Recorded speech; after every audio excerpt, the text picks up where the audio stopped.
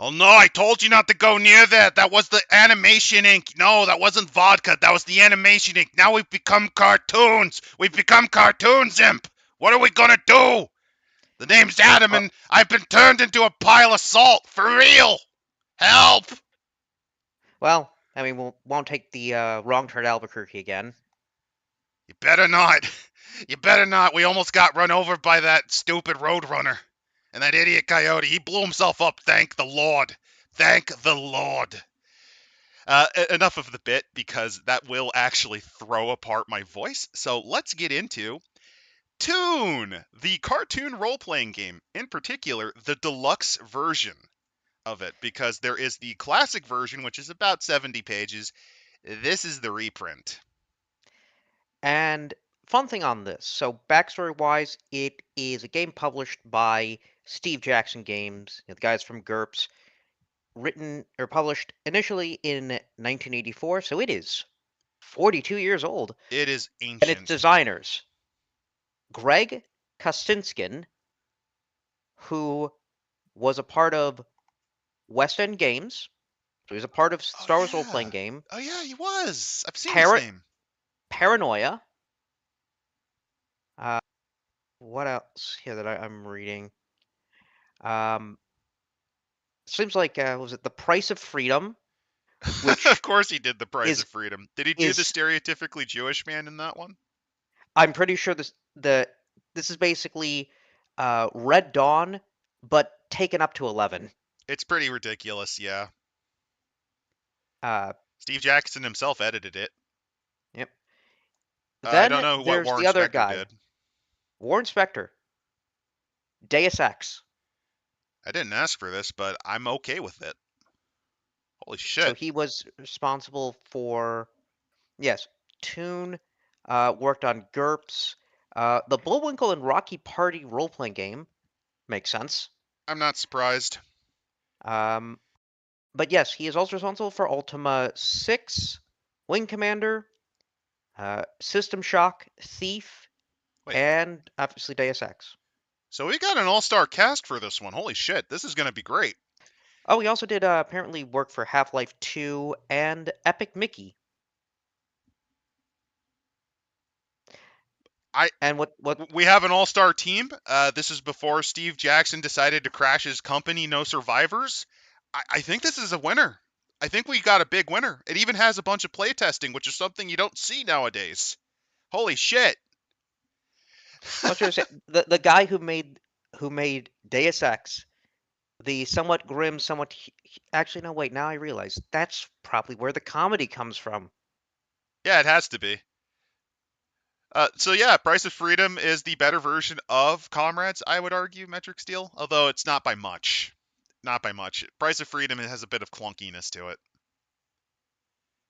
But that's the consequence of being an older RPG systems are before we kind of matured on in terms of mechanics that just kind of work.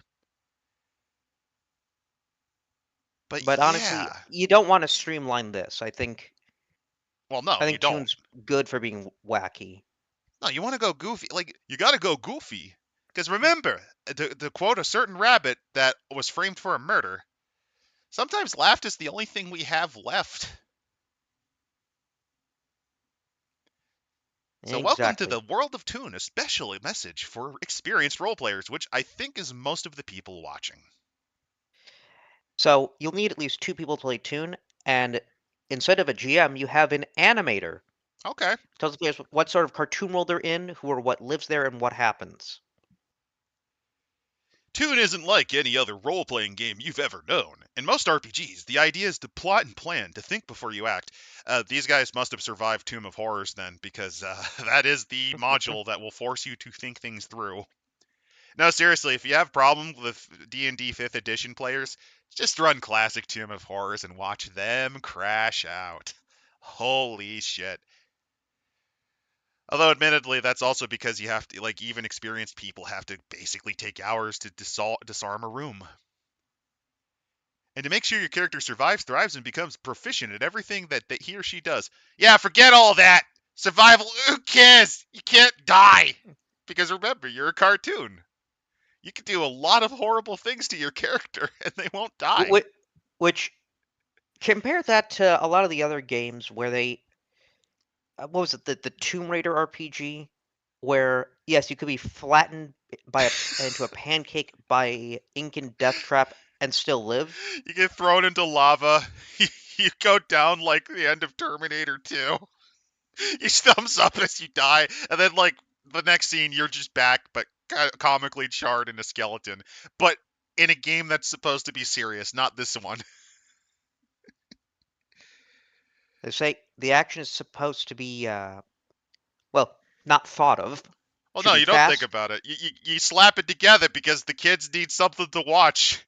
Come on, we gotta do lines of brown before the deadline. We gotta get this out. Come on, we gotta enslave more Vietnamese and Korean animators for this.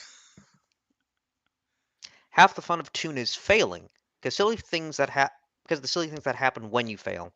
Well, yeah, because it's slapstick. In fact, actually, the funny thing is, this game rewards you almost as much for failing as it does succeeding, which is pretty funny.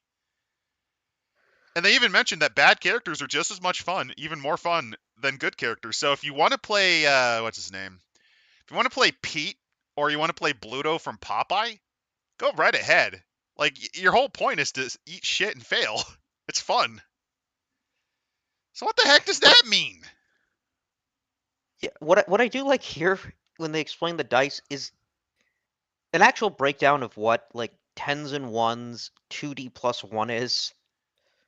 It's actually a nice treat. Oh, I know what they're doing that for. So they're trying to teach. Okay, so the reason they're doing This that is is it's to help kids because they're this learning is place values. You have to explain the concept of place values to kids. They're oh actually yeah. they're actually trying to make this readable to children, like actual grade school children, because this is the sort of game that a kid would like. Because you get to basically play, I don't know, Bugs Bunny or Donald Duck just fucking up this world. Oh God, look at So this! we've Look at this Chungus character here. Super Chungus. But yeah, they go through all the things like how characters, your attributes work, and the Also, way they stat them out are muscle, zip, smarts, and chutzpah. chutzpah. Chutzpah. That's it's Hebrew. The ch, it's a ch sound. Oh yeah, a lot of animators and comic artists started in New York. Actually no. They literally say for all you non-New Yorkers, it's pronounced the same way it's spelled, except for the ch sound. It's pronounced if you're clearing your throat. You know, slightly vomiting as you do. Also, knowing that Kostatskin is Jewish, uh, that explains the use of that in Paranoia. Well, again, it's also just because if you're doing an animation RPG like this, like a Toon, remember a lot of animators were Jewish, like they were New Yorkers and shit. Oh yeah, that's it. Yeah. But yeah, you have your character sheet, and here's how you get started. To speed you along the road to fun and all around, like this thing's fast, and that's kind of fantastic. Here's some introductory rules in the beginning adventure, the Cartoon Olympics. Like So you have this is an interesting RPG because it does not give a shit. It is blasting through this, and that's just going right fantastic. in there. So we got 23 skills. Each one has a number of level between 1 and 9. Higher level, the better. You use a skill successfully when you roll less than or equal to the skill's level on 2 dice. So if you have a throw skill of 6, you need to roll 6 or under on 2 dice. So that's why it goes between 1 to 9. Because even if you're really good, well, you can get knocked out like this bulldog did by this mouse. One of the most important skills is fight. And if you both of you make your fight skill rolls, nothing happens. They both missed. If they both rolled higher, nothing happens, and they missed again. Which If is one of the funny. characters makes his fight skill and the other doesn't, the one who's successful does damage. And also, if you What did try you to say? run away, the guy you're fighting has one last chance to throw a swing at you. You get popped in the schnoz at least once. And the amount of damage is is determined by rolling dice. You subtract from your hit points. Wait, what are When hit you points? see, they determine how much damage your character can take. Okay. You will get hit, crushed, mangled, chopped, sliced, diced, and possibly French fried. Fortunately, you won't die. I mean, that's almost a fate worse than death if you think about it. Like, just imagine getting cubed and julienned into a horrible abomination, and you're still alive, twitching, screaming. You could also play this like a horror game, I think, and it'd work out pretty well. I just realized, I think I know why they got the paranoia guy to work on this. I think Paranoia. Did Paranoia come out? It came out I around don't. the same time. Yeah. But if I think about it, it's also just as irreverent. It's just as irreverent, and you're just as prone to dying in paranoia. It makes perfect sense to bring the guy on. Remember, in paranoia, you get a 6-pack of clones, and you can buy more. Yeah. So you fall. So when you fall down, you return after sitting out for 3 minutes. To quote the hit film George of the Jungle, the live-action movie, "Don't worry, this is not one of those movies where people die. They just get very large boo-boos." That's kind of the system in a nutshell. I kind of like it. It's 3 minutes real time.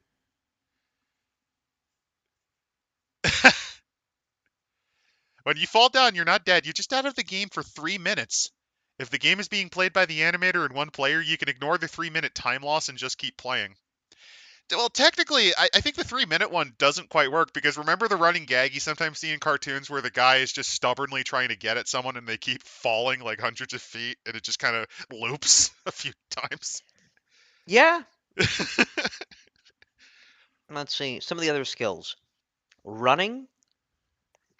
If you roll above your skill, you don't run successfully. You trip over your own feet or something equally silly. Oh, It's completely up to fantastic. the animator, but suggestions from the players are welcome. So on the one hand, it does force you to kind of think on the fly, but on the other hand, you're playing a cartoon RPG. You kind of have to make this shit up as you go along. Also, throwing. You have to decide whether or not the character is strong enough to throw a particular object. Do not try to throw anything ridiculously large just yet. Wait until later in the book. I will say that I think you should get bonuses though, depending on if you decide to wind up for like a gag. Like, let's say you blow into your thumb to get like anchor arms and shit. I think that comes later. Well, Uh, Alex is asking. I thought cartoons liked getting beaten up. Not necessarily. It's a living. To quote the Flintstones animals, it's a living. yeah. God, I feel bad for Fred's toilet. It's a living. Well, what would it have to be then? What kind of prehistoric waste eater? I have no a giant cleaner shrimp maybe. It's a living. It is what it is. It's a dirty job, but somebody's got to do it. Metric's Well, asking, is there an expansion on this where it adds rules on how to play basketball with a famous NBA player? They did not do that, sadly. There are here's the other thing. options, though. They are doing a second edition, launched in December of last year. Oh, I missed that. Yeah. Oh, yeah, they did. I missed that one. It made over its amount, so we might see that. I'm rather curious on if they'll keep the kind of 80s, 60s to 80s syndication slop that they're going for this, or are they just gonna go straight low effort Toon Boom shit? Like, oh, these are not the cartoons your parents used to watch, and it's like fucking Johnny Test or Winx or whatever. Like we're talking like No, early it's no. aughts to I'm looking at it. 2010s. You've got The Martian. You've got Okay, Doctor Nuts and Bolts. okay. They literally have, if you give a pledge of $1, a Saturday morning fan. Chasing and racing, Fred's revenge. And this is an example. Mac the Mouse has a running skill of 3. He's pretty slow, but Fred Bulldog has a running skill of 8. He's a speed demon. He's decided he's taken enough guff from Mac. He picks up a gigantic fly swatter and begins running after the mouse. Mac don't want to face the fly swatter, so he runs. Fred rolls a 7, making his run roll incredibly. Mac rolls a 3, also making his roll, so they run successfully, and the chase continues until they do. They're just giving examples just to kind of show how the dice system works. So also, if you throw something at another character, the player gets A chance to leap out of the way using the dodge skill, which they then bring up the dodge skill. They bring up fast talking, resisting fast talking. Oh yeah, because remember, one of the biggest running gags: duck season, rabbit season, duck season, rabbit season, rabbit season, duck season, fire.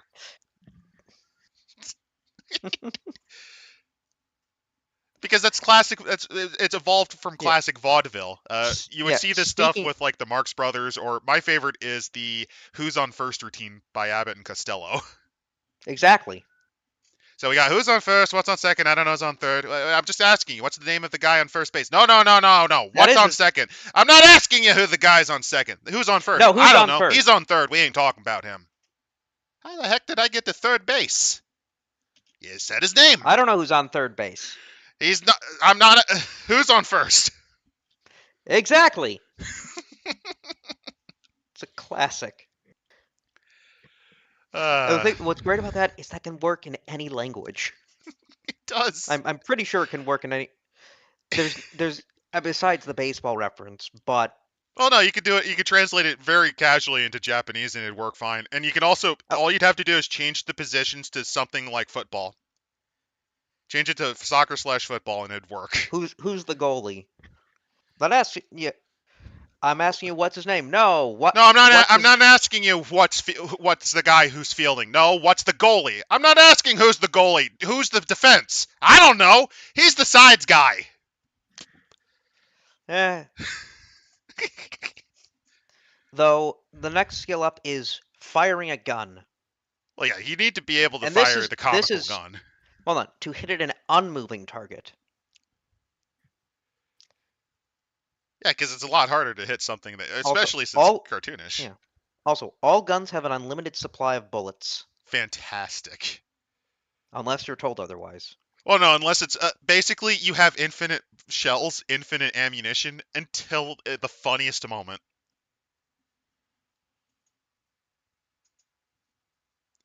Actually, what I would like is, you know how like they'll have a pistol, like a six shooter, in an actual like in a real movie, like fire more bullets than it does. It's just you see as it shoots, the clip just gets bigger and bigger and bigger You just cut back and you just see, oh, instead of it being a 6 chamber, it's now 8. Cut back, it's 12. until the chamber just blows out of the gun. Or alternatively, you just see him just pull out another revolver as he throws the other one on the ground. You just see like a pile of them.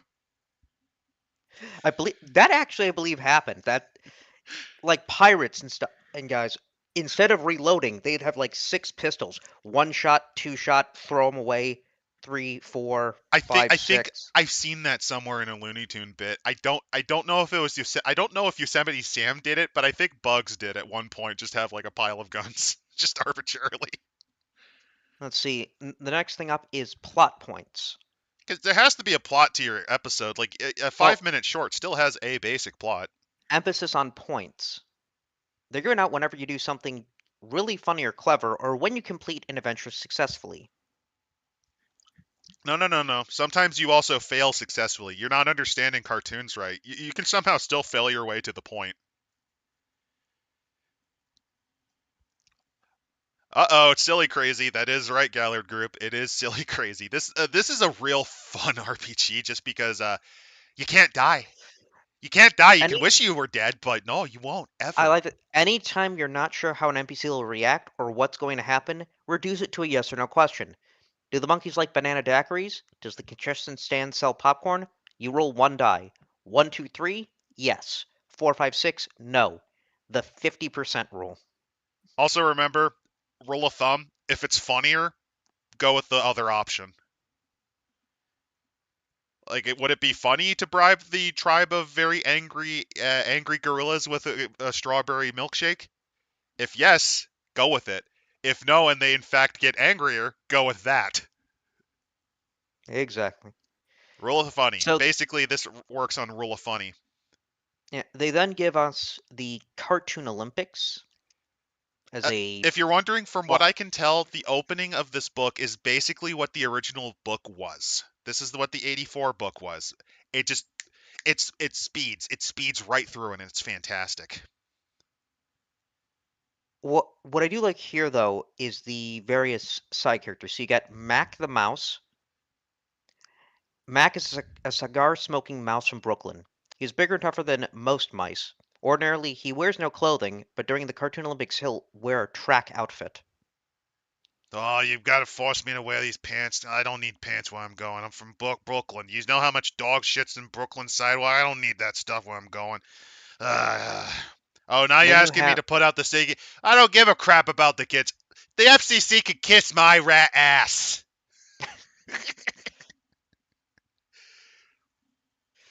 then we have Olga Hippanova, a Russian hippopotamus.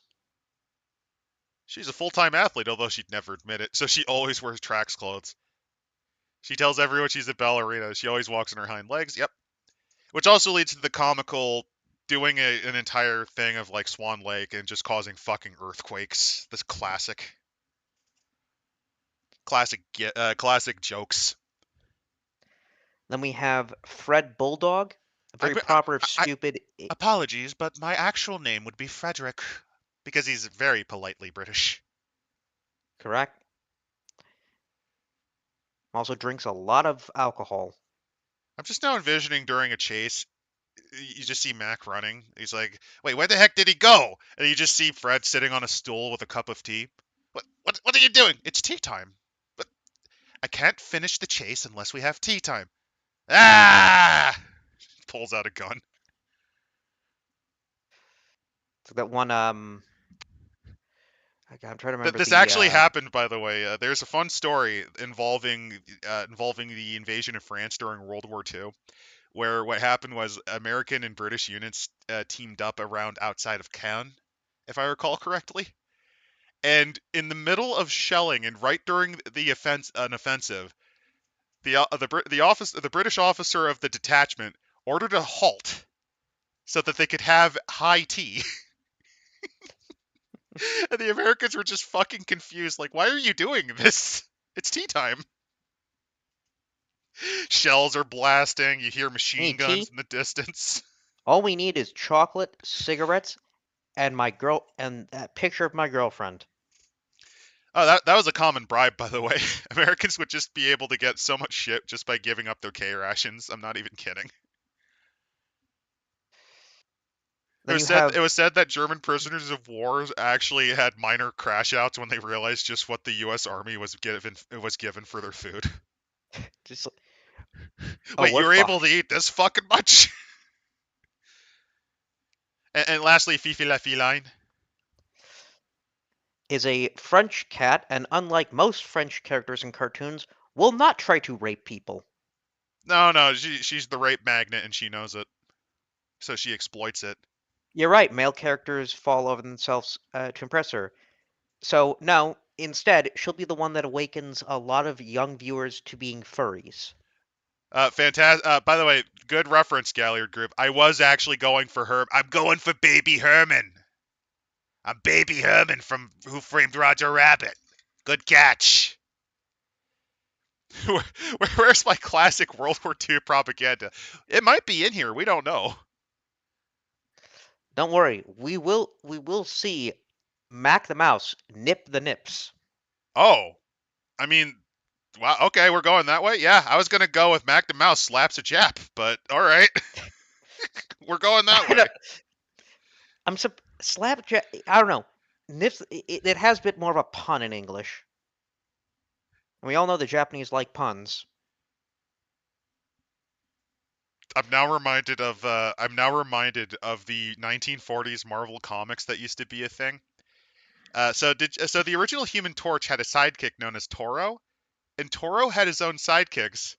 And I'm just now reminded of one of the lines from that comic book where they fought this Japanese supervillain who, after getting defeated and essentially being forced to watch his emperor essentially get mind controlled into being very racist and insulting his own people, he commits suicide. They explain what that is. They explain explain what seppuku is, and then one of Toro's sidekick goes, "That's what the whole country should do."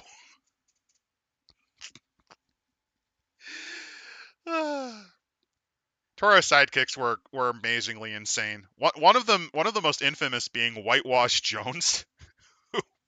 The best way to describe him is I'm sorry, Whitewash Jones. he plays a mean harmonica, and he's also good on the watermelon. He was the black side character, and I Jesus fucking Christ. I Duppy, is that you? Is you is or is you ain't? That's an actual line that Whitewash once said. Am Bisbolus, perhaps? I don't know what's more offensive, or is that one of the villains of the first Human Torch was I believe her name was Captain Asbestos, and it Yes, was she Miss was. Asbestos, And she who dies then canonically. died of cancer. Oh yeah, the Japanese crashing out over the Americans having ice cream. That's also something that happened in NDR. They went, wait, you wasted entire ships just to freeze ice cream? Because we were the only nation rich enough to afford refrigerant ships. The British had them, but they got basically what happened was during one of the happy times, both of them got damaged. So the British had to ration their ice cream. U.S. didn't have to fucking do that. Let's see. But yeah, this is basically the idea for this is kind of like there was a '70s cartoon called Laugh Olympics. That's kind of what they're going with. Well, also 80 wasn't there the '84 Olympics? '84 Olympics, that's the other thing. And last but not least, it's also a possible reference to the Hanna-Barbera Wacky Races, which Yeah. is a show Although that Dick they would have to, Dastardly never won. The one time he actually did, they actually disqualified him. The one time Dick won, he actually got disqualified. And I think that one he actually didn't cheat, at least compared to some of his fucking competitors. but now we have the chapter 4, creating the characters. So what So type we can of character choose. do you want to be? Do you want to be the brave little toaster and, I don't know, jump into a grinding machine to stop your master from getting killed by a trash compactor? Do you want to be a Nazi rabbit in New York hooked up on heroin? That sounds like a Ralph Bakshi movie. That is a Ralph Bakshi reference. Oh god, you're right. Fuck. Where was it Fritz the cat? Might have been. Frit, yeah, because Felix the cat's the 1930s one. Yeah, no, Fritz. It's Ralph Bakshi in the 70s New York. Well, I mean, he's done. I mean, I that's don't, most of his animations, honestly. and I have no idea how we ended up meeting what could only be is a rabbit with a biker with like a Nazi with a swastika on Yeah, the back yeah, of his Gallier jacket. Group. You're right. It is Fritz the Cat. Gallier Group Yeah, would know because they know their Ralph Bakshi movies. They actually have most of them. the with his horse girlfriend who wants him to get off the smack and has her tits out. Yeah, yeah. And here's the thing, that's one of his higher budget movies. Ralph Bakshi had a habit of just randomly taking photos of like urinals and like the nastiest parts of New York and using that as his animation backdrop. Because he had to do it on the cheap. That's also why he did rotoscoping so much. Oh. But let's see, we've got for species table.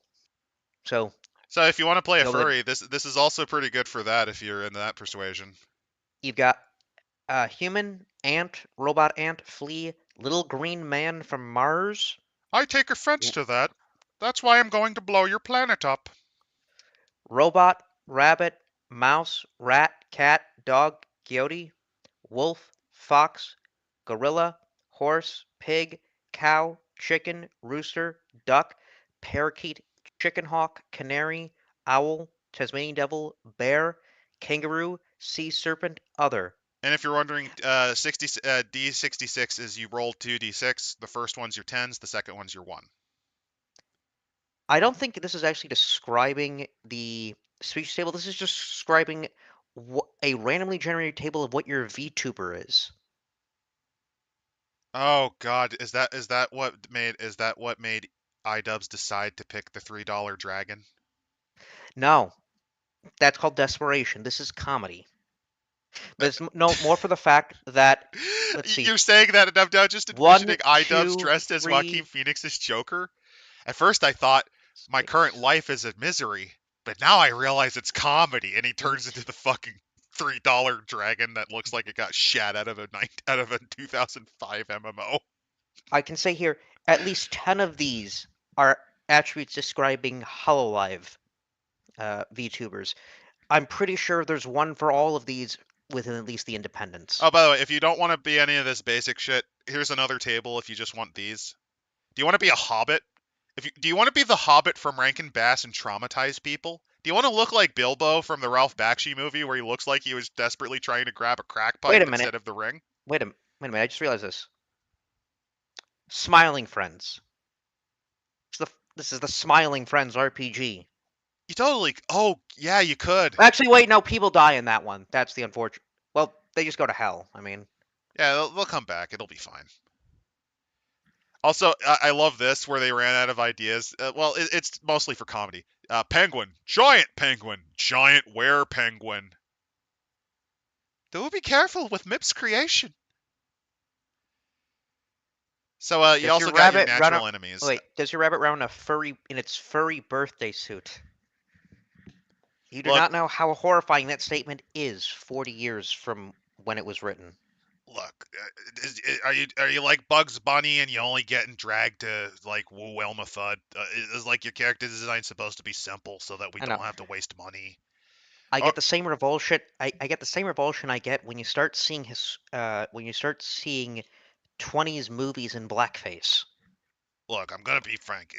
Does he have to wear pants? Pants are expensive to animate. Can it be like Scrooge McDuck where he doesn't got pants? Oh yeah. Oh, the silly species table. Let's I see. already read that one partially, but Well, no, basically, I'm trying. No, I'm counting how many of these I know of VTubers. One. Let's see. there's at Frog, least five. crow, There's at least squirrel, five. panda, penguin, technically giant penguin, tortoise, deer, panther, werewolf, vampire. The Fogelbird. No, elf. Yes. Li- fish, shark. We did deer. Yeah, that's most of them. Yep. So hey, if you want to do this as the VTube RPG, you could. I don't know why you would, but here's the thing: natural enemies now. Natural enemies is a type of creature your character is out to get, or which is out to get you. Very commonly, it's the standard thought like dogs and cats, cats and mice, or gremlins and robots, because that is another thing that the Looney Tunes popularized. There was a very for during the 1940s, there was a recurring character called the Gremlin, which would sabotage airplanes. Ah, Essentially because of advances in technology and just mechanical errors. That's where the term gremlin came from. They were basically technical errors that caused malfunctions, usually in airplanes. mm. This is also where the Yiddish word glitch came into being to explain. I don't know what the hell. It just glitched, it stopped Wait, working. glitch is a Yiddish word? It originated from Yiddish. If I recall correctly, it did originate from Yiddish, particularly from very confused and angry mechanics from a variety of New York aircraft factories. No kidding. It is. It's one of those All ones right, that let's. people don't know. It's similar to a lot of New York and a lot of Philadelphia slang, for whatever reason, just lurched into the American vernacular. It was a mistake. It was a mistake. Take me back. Take me back to Blighty. Ah! Let's see. Beliefs and goals. Cartoon characters are not terribly deep, unless you're talking about modern cartoons. Well, no, even modern cartoons suck at this. They're as deep as a puddle. But Venture Brothers. basically, a, a character is very simple. What type of person? What type of base? You have to describe him in a sentence. Try to describe Bugs Bunny in one sentence. Wise guy. Wise guy rabbit. Yep. What about Daffy? Daffy Duck. Curmudgeon. I tended to go with slightly crazy rageaholic. Squidward if he was taking off the meds. Squidward without his SSRIs, yes. Let's change it up. Let's go with Gorsh Goofy. I murdered them. Yokel. Characters, they're not very complex. Scrooge McDuck is a duck that really fucking loves money and is a fucking shitpost on Ebenezer Scrooge, a miser. That's what they're aiming at. Your character's supposed to be simple and something that would be something you'd see as the opening cartoon before a movie, or like the 5 minute shorts that you would see on a Power Hour. Also, pointing out here from Metric Steel, the Made and Toon crossover is the VTuber RPG. You heard that? Powered by the apocalypse slop manufacturers? We have your new $100,000 idea right there. With one sale being gay baiting. Oh yeah, and this is the best part. Because they're gay for pay, you could even throw that in there. Think of all the money you can fleece. Wow. Goofy being a very silly everyman. That is true. That is true, NDR. The thing I most remember Goofy for, at least when it comes to his classic cartoons, is they used to do a bunch of instructional videos where basically Goofy was the. You ever see those TV infomercials where the person's like flailing around and doesn't know how to do anything normal? That's How could they? Goofy. That's Goofy. Whenever it's like, okay, here's how you drive, or here's how you commission yourself for a vacation. They used to do these infomercials to teach children how to be an adult, and they'd use Goofy like flailing around trying to figure it out. Be glad for zinc oxide. Here, here's how you calculate the radiation emission frequencies of a uranium core. Goofy tries to fucking set the demon core and explodes. Oh, silly Goofy, you're already dead. Well, gosh, that's it then. No, he's like, well, looks like I'm cooked. Cuts to his gravestone, and then like a ghost angel flies out of it. Well, no. It can't even be the ghost angel has to be clasped in an iron casket because because there's no way because the radiation extends even in death. No. Instead of it being a white gown, it's pure lead. He's covered in lead and can't fly. Oh, oh, that's I mean, that's stuff that they would do. Remember, this is the era where they had Daisy contemplate killing herself. Remember, she thought Donald left her and she wanted to end it. no. There's Oh, there, that happened. That did I also happen. realized you could also reenact all of the cultural imperialism when they brought those comics down to Latin America. And vice versa. Speaking of which, I'm now reminded of that Brazilian parrot again. But also, here's some of the occupations you could be, like a baby or clown. Hold on, let me see if these are also VTubers. Several of them are. Student, definitely. Policeman. Milkman, kind of. Actor, bad, Kind of. of course. I like how you have to suck at acting. That's fantastic. Maid, of course. There's no whore here. I'm surprised there's no pirate. Are there pirate VTubers? Probably. Oh, hell yeah. Is Oh, there yeah. clown? Oh, of course. Oh no, there is pirate. You can be a pirate. Hobo. You could be a hobo. Clown. Indian. No one's done an Indian VTuber yet. Well, yeah, because they'd get yelled at. There's any dog catcher VTubers? There probably could be. Depending on the VTuber, you might have to splice this with Black Tokyo. You could, Metric, but at the same time, let's not and say we did. Let's see. Beliefs. My species is superior to all others. Okay, super mutant. I'm the greatest. A job should be done well or not at all. Pain is bad. Work is bad. Everyone should be polite all the time. Hey, this is the VTuber game. It depends on them. Well, actually, no, it makes sense if you're in their chat. Yeah, these are the troglodytic entities that live in their chat. Find and eat something, find but don't eat something. Oh, that reminds me. There is actually an episode where the coyote finally gets the Roadrunner. There is a cartoon where he does get it. And you know what the punchline of that episode was? He grabs him, he Does looks at him, he looks at the camera, pulls up a sign. So what do I do now? Because the entire point was he was never supposed to catch it. That's literally in the pitch Bible for the Roadrunner cartoons. Wile E. Coyote could never catch it. Like he was never supposed to be able to. Aren't they still gonna release that movie where he sues Acme? They might. I just get rid of it for a tax write-off because that's a horrible idea.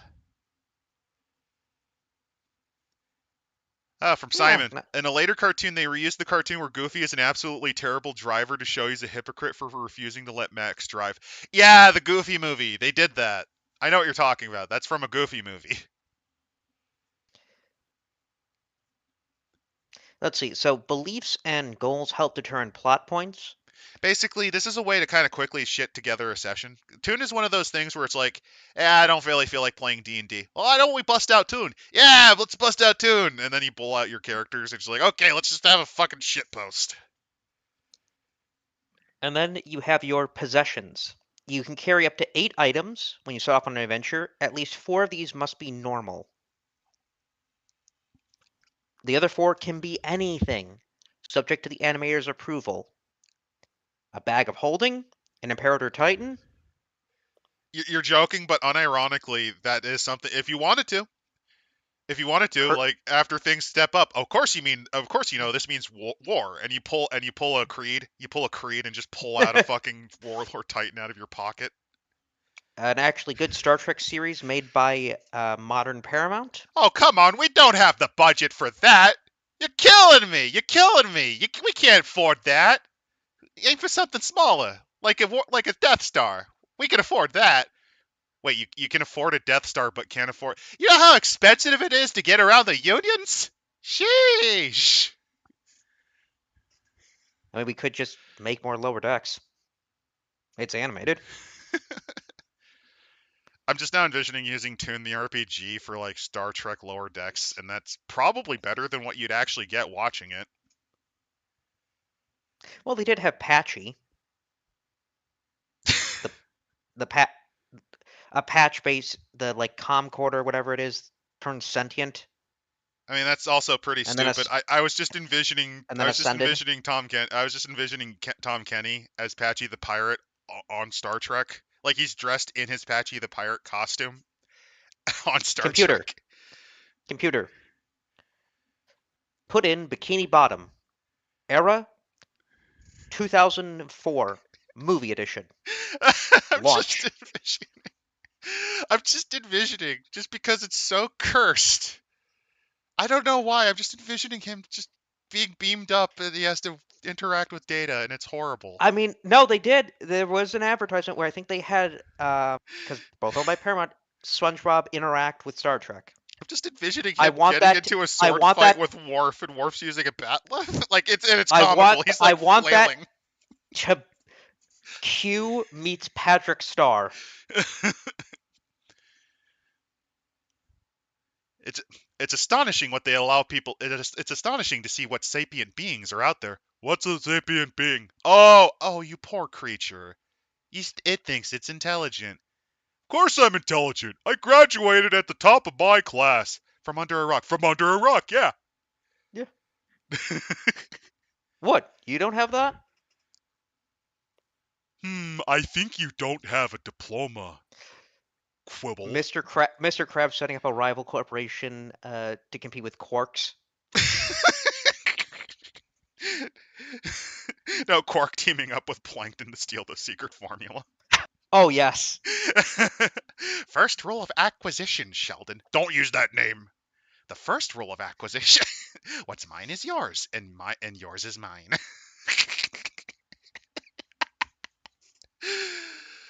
uh, no, SpongeBob being able to somehow pilot a starship, but not a boat. No. It's just he's such a horrific driver. He's actually one of the best pilots they've ever seen. Because he's like breaking all rules of physics, and he's still able to. We're gonna need an expert pilot, or the worst pilot. Cut to SpongeBob panicking and flailing in the cockpit as the Enterprise does like a corkscrew. It does an inverse corkscrew upwards. Gary, what's the core looking like? Meow. It looks like it's about to explode, and Gary just looks completely unbothered.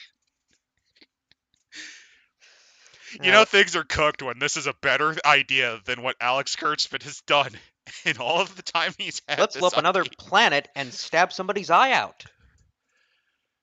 I'm just for Star Trek. No, I'm just envisioning like there's a big diplomatic debate and Patrick's like, enough of this! I have a great idea. Why don't we just blow up one planet and the other one stops? Patrick, that's a very terrible idea, but it solves the problem. What if we just push Romulus and move it somewhere else? Excellent idea, number one. We'll put it in the Alpha Quadrant. Nothing bad ever happens in the Alpha Quadrant.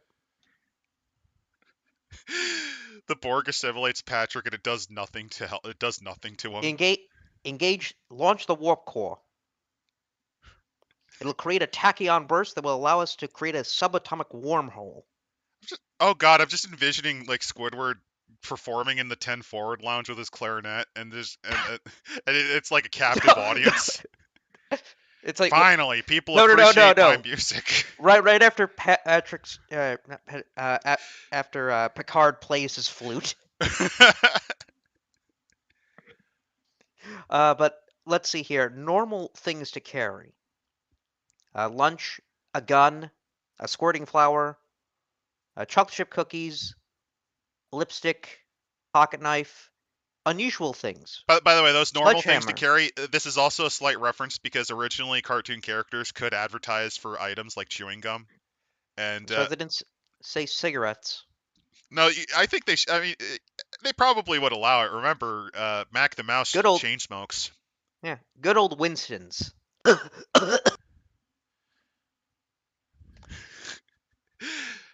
But unusual things to carry. A computer. Which, if this was in 1984, yeah, that is pretty odd. A Ronald Reagan mask. Yeah. Also, wait, metric seal. The Enterprise is going to max warp, and all you hear is, floor it! enter warp factor 5. Floor it! Just enter warp factor 7. Okay, floor it! Blasts through at warp factor 9.95. So how to do everything. So there's a lot of skills, and there's 23 of them. Swipper gets recruited into Section 31. Oh, God. So we seem to have a new guest with us. Hey. Hey there. We decided to do Toon, and it goes on and on really fast. We're just talking shit and making up ideas of a SpongeBob SquarePants and Star Trek crossover. Because that's the degree of quality Star Trek is at. It would actually improve. Actually, no, it would have to be Sandy Cheeks join Section 31. I'm just now envisioning the mental image of Worf getting warped by Sandy. She karate chops him into submission.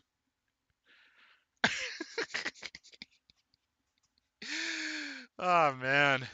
I'm imagining SpongeBob doing the Riker maneuver by actually, like, pulling up his pants. Oh no! I'm just now envisioning the worst thing of all, which is just Sandy and Spock studying some entity. She has a pair of goggles on, and Spock's like, fascinating. Oh god! And this is better than what Kurtzman has done. And this is like a horrible shitpost that I cannot escape from. Because you know you're cooked when the show that's most like post season 3 Rick and Morty is the best thing you fucking got. Jesus Christ. Now let's see here. What, you don't like Klingons singing like a boy band? That happened. That's a thing that happened. I mean, they do drink prune juice. A warrior's drink. That's because Klingons have a very weak sense of taste and smell, and they particularly like Oh. strong flavors. They also intentionally eat things to that cause a bit of pain, specifically to prove how tough they are. That's why they eat stuff that's alive sometimes. Specifically, it's to show how hard they are. Ah. Let's see. The various skills we have. So now the full list. Your muscle skills. Uh, break down door, climb, fight, pick up heavy thing, throw. Your zip skills are dodge, drive vehicle, fire gun, jump, ride, run, or swim. Smarts, spot hidden, identify dangerous thing, read, resist fast talk, see, hear, smell, set, disarm, trap, track, cover tracks, And and finally, chutzpah chutzpah. skills, which are fast talking, passing Uh, and detecting shoddy goods, basically scamming people. Sleight of hand and I believe sneak. I believe no, that's just it should be just called the Jewish skill, Oy vey! This book is anti-Semitic. I'm telling you, it's gone down the pits. It's gone down the pits. but it's the Talmud. In fairness, this is also a gag like if you've ever seen Looney Tunes, where you hand a poorly painted bomb back to their owner. Yeah. Like, oh no, this isn't an explosive you used to try to kill me. It's a chocolate bonbon. Eats it, And let's see, explodes. then you have sleight of hand and sneak. But they also have Dick. Strange No, special no, it's not stick. It's superpowers. shtick. Yeah, Shtick, no, which it's is a also shtick. yeah, shtick. Yeah. In order to gain a shtick, you must spend a skill point. Basically, what this is what your character's known to do. All right. So So they have something bag of many things, change change. Oh, shape. this is just magic. No, it's not This is magic. literally. It's a lot. A lot of characters have a routine gimmick. Like Yosemite Sam will always be able to pull out a pair of revolvers to blast you. Yeah. For example, Elmer Fudd will usually have a shotgun. No, Or no, I'm saying here, you look at them, the bag of many things, it's a bag of holding. that's Felix the Cat. Actually, that's a reference to Felix the Cat with his magical bag. Oh. Hmm. Oh, there's flying, detect item, things like pet, sidekick, quick change. This is also a nod to remember all those Hanna Barbera flops that they don't use anything but Scooby Doo poorly, but they have a bunch of other stuff like the Impossibles and Or the Herculoids. space ghost. Yeah, they have a bunch of shit.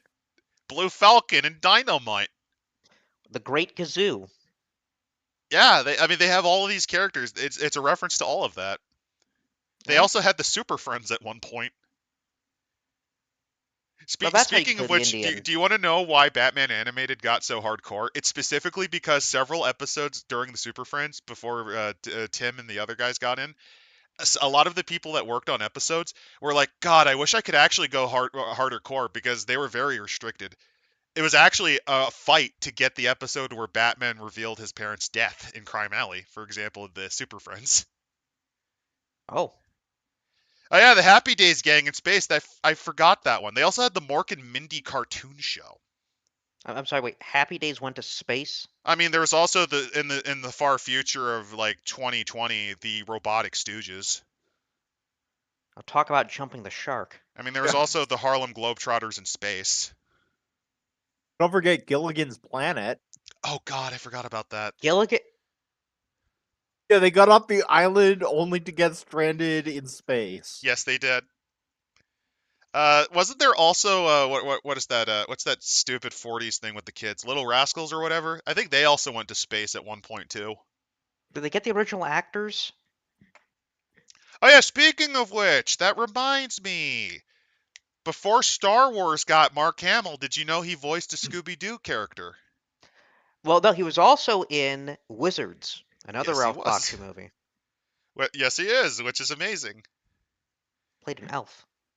Oh, that's why they did the Happy Days, because they couldn't get the rights to the Doctor, which is hilarious because you'd think they would, given how cheap the fucking IP is in terms of what Well, they remember put into it. the BBC hated the IP at the time, so why promote it? Oh yeah, I keep forgetting that they detested it, and it's really weird that these things that actually do gangbusters are hated by that because Star Trek. Here's the funny thing: Star Trek was also killed specifically because Paramount fucking hated it. Well, because TV is meant for very serious and important dramas, real life shows, local comedies, not this wacky, inane fantasy bullshit. No, these are legitimate actors. That's actually Now not why here, they canned it. What happened was Paramount was bought by like some German oil magnate, from what I remember.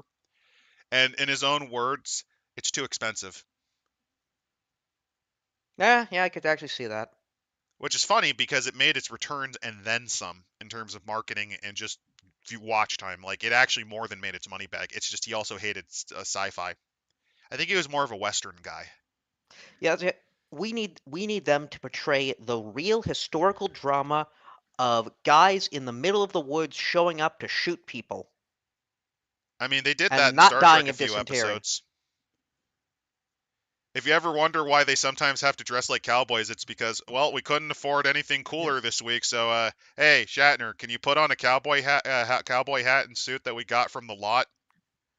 Or here, how about the 50th detective slash secret agent television show? Oh God, Because we know we could always use another one of those. you know the funniest thing is you're reminding me of the comedy that was so spy genres before around this time died. George Lazenby got the right got to play James Bond, and he's like, I don't want to do this because I think it's gonna kill my career. And the fucked up thing is, after that movie, it's the very next one that Sean Connery did that the spy genre became popular again and exploded because it had a doldrum. It had a big doldrum collapse in the late 50s and 60s. Listen, nobody's going to take this sci-fi stuff seriously. This is for losers and nerds. It's never going to make money. Well, that Now wasn't the here, reason why. now They here, they let's said pour so much. they Now said it here, was let's too pour so expensive. much. Now here, let's go take a gamble on this guy George Lucas. He made American Graffiti, which is a serious show. Why is there a big British guy dressed in a black suit who's being voiced by an African American? Why are Look, there no panties in space? look, we need to indulge in the westerns. Oh no, we overproduced westerns and now we have to remove our entire line. Did you know that CBS at one point was known as the Western Channel and they legitimately gassed 80 to 90% of their lineup in the 60s and it was called The Great Purge? Really? Yeah. What happened was CBS produced a lot of westerns and kind of period pieces like Little House on the Prairie, High Chaparral, Gunsmoke, that sort of thing. Wasn't Stalin a fan of westerns? Yes, he was. Yes. So was Hitler, funnily enough. He was a big fan Oh, of wait. cowboys. Because in his own words, it was an admirable trait that the Americans have forgotten about, taming their backwaters.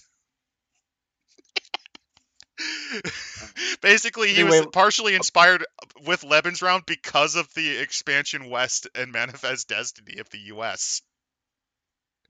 he, You know, he just wanted to Hitler. LARP as a You know, cowboy. Hitler.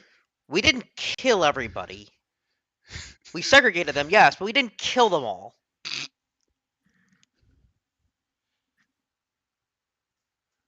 But back to improving skills and shtick. Now, you might be wondering if you can increase your skill and shtick levels after you've created your characters. Well, of course you can! That's where plot points come in.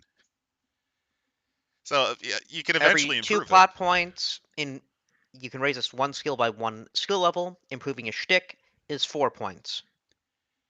Oh, also, there are certain mechanical rolls where if sometimes on a roll of 12 where you just completely eat shit. The way the system works, if you're curious, Randall, since you kind of showed up lately, it works on lower being good. You roll Right. 2d6, and your skill rank is the number you want to be at or be lower than. So if you have a skill All of right. 8 or lower. Sometimes, though, if you just roll boxcars, which is the worst result, oh, it'll succeed. The thing you're trying to do will succeed. You're going So to be they made give into an ass, though. so they give an example here to break down a door. On a roll of 12, it wasn't locked, and you simply crash through the door. You take 1 die of No, damage, you do. fall with a splat, and see stars. The door takes no damage. You eat shit.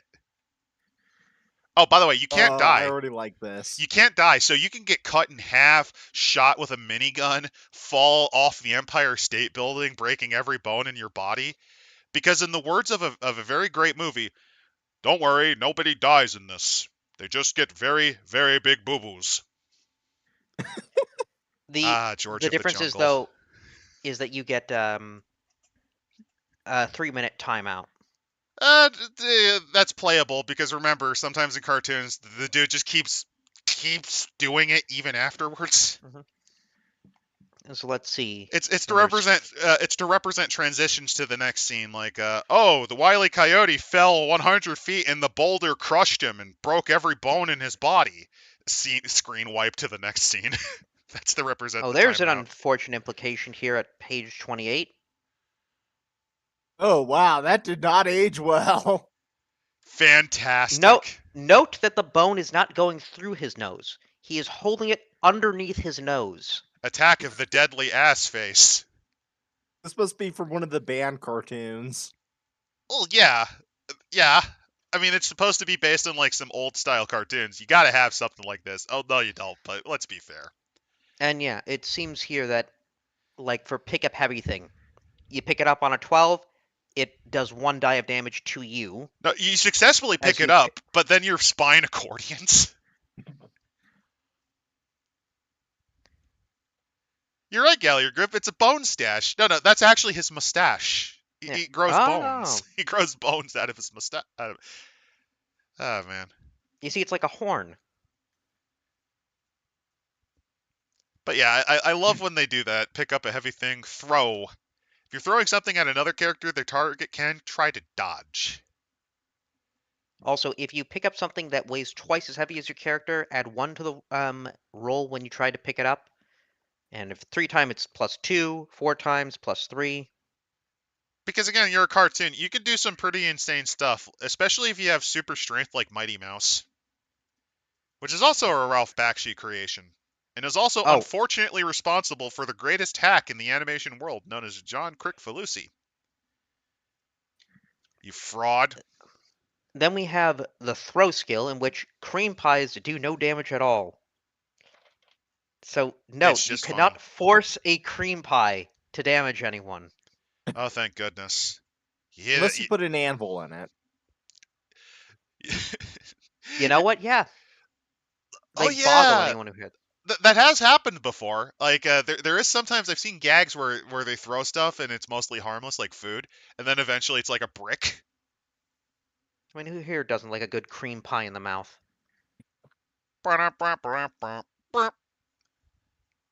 Let's see, dodge. Drive vehicle. Floor it. Floor. If you fail your roll, it does something wrong. Okay, floor it. Going forward. If you fall down while driving a vehicle, you have wrecked the vehicle. It cannot be used unless somebody seriously tinkers with it. Fall down means that you basically went to 0 HP. Yeah. Wait, there are no vehicles around? Sure there are. Look carefully. There's always another vehicle. Fire gun. So, your pea shooter, 1 point of damage. A water pistol, 2 points. Bow and arrow, 1 die. Handgun, 1 die. Shotgun, 1 die +1. Bazooka, 1 die +2. A cannon, 1 die +3. And a ray gun, or was it a Q-35 modulator? Does 2 dice. I believe it's called a deatomizer, and I will use it to strip all of the leptons out of your atomic structure. Prepare to die, mortal.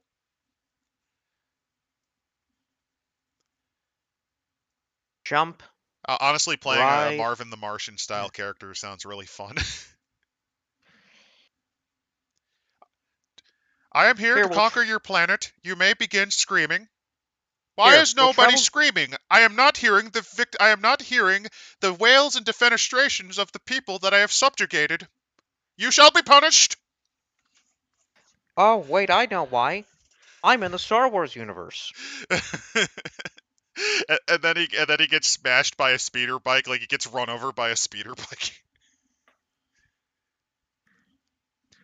You know what? That's an area. Star Wars Looney Tunes. That's where they could have gone with. I mean, that's kind of what Droids was. Yes, well, kind of. They did have that spa R2 was at, in which one astromech was looking at Play Droid.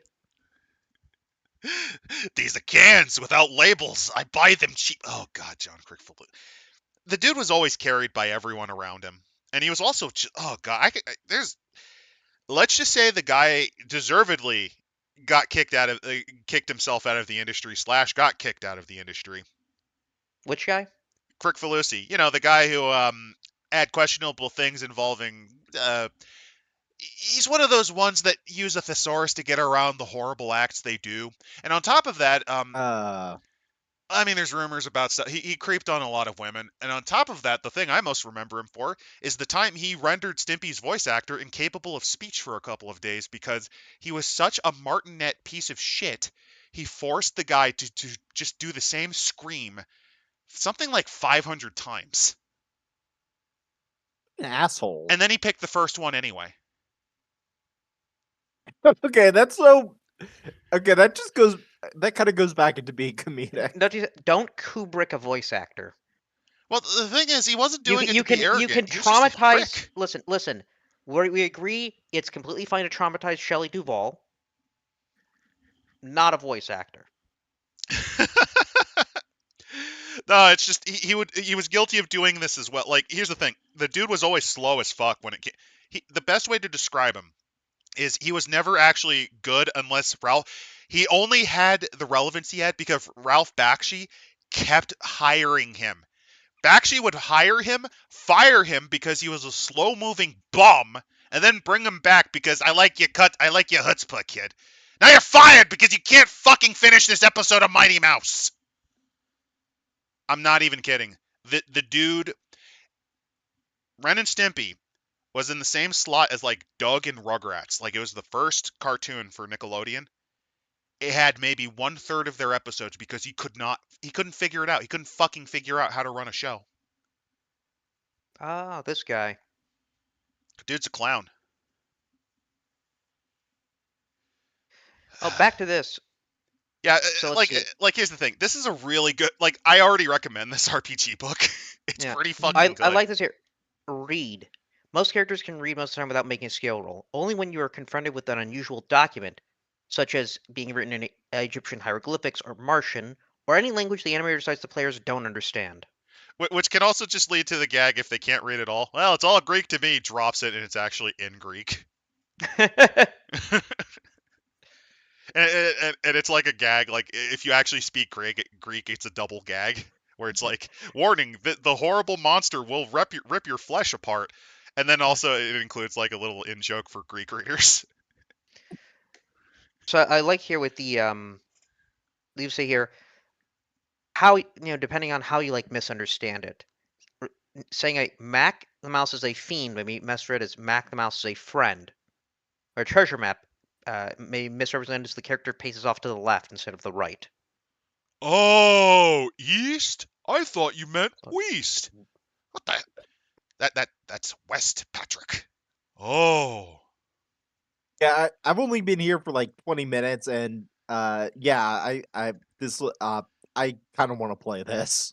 And if you're curious, those in chat, this is not a D10 system. They use 2d6 dice. It is similar to Powered by the Apocalypse or Traveler, where you roll 2d6, 2 cubes, and that is how you roll. Let's see. Looking here at the chutzpah. Oh, no, I lost my glasses. Oy vey, I can't see without it. I don't know why I made him a Jewish mole. He just feels Jewish to me. I can't see without my glasses. I The apologize animator to all Jewish moles. should have you give your speech for real, subtracting 1 from your fast talk die if the roll is particularly good, and adding 1 if it's uninspired. Basically, if you're able to talk a lot of shit, you can sometimes make the difficulty go down by 1. Which I like. Pass and attack shoddy goods. Animators should let characters buy just about anything within reason, and it shouldn't be hard to get things unless the adventure background says otherwise. Goods will often be shoddy, and shoddy goods often blow up at the worst possible time. Or the funniest possible time. A half-baked bakery for a cream pie.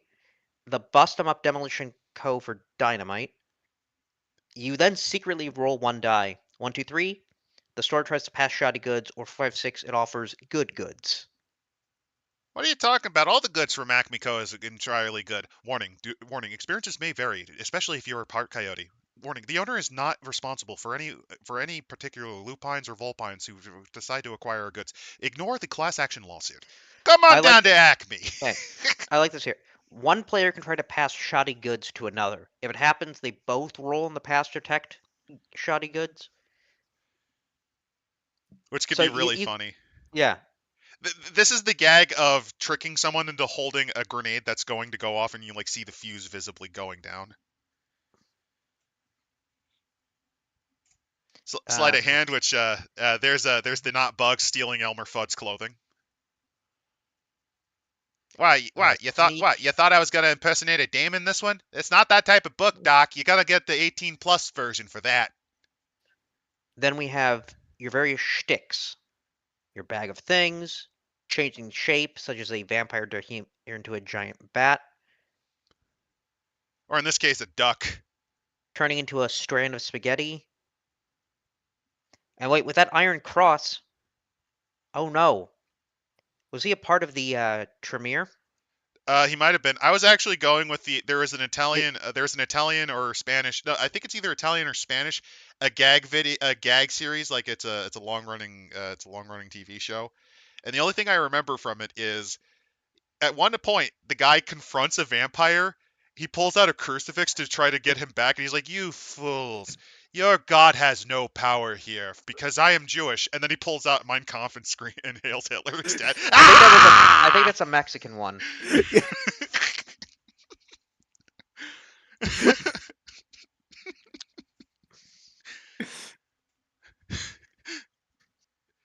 The coat of arms, which that's one of the choices of all time.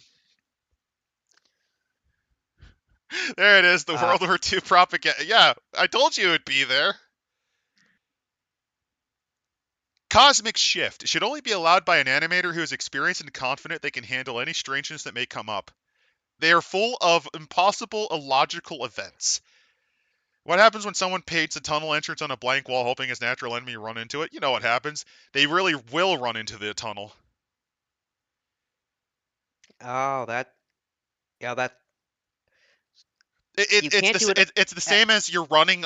Like imagine you're chasing a dude and they dodge to the side and you're still running and you're gonna turn around. You're running on air because you're about to fall off a cliff. Yeah. That's what you're able to do. Let's see. You can cosmic shift to do damage to your foes, no more than one die at a time, or to protect yourself from damage or achieve your beliefs and goals. That's all.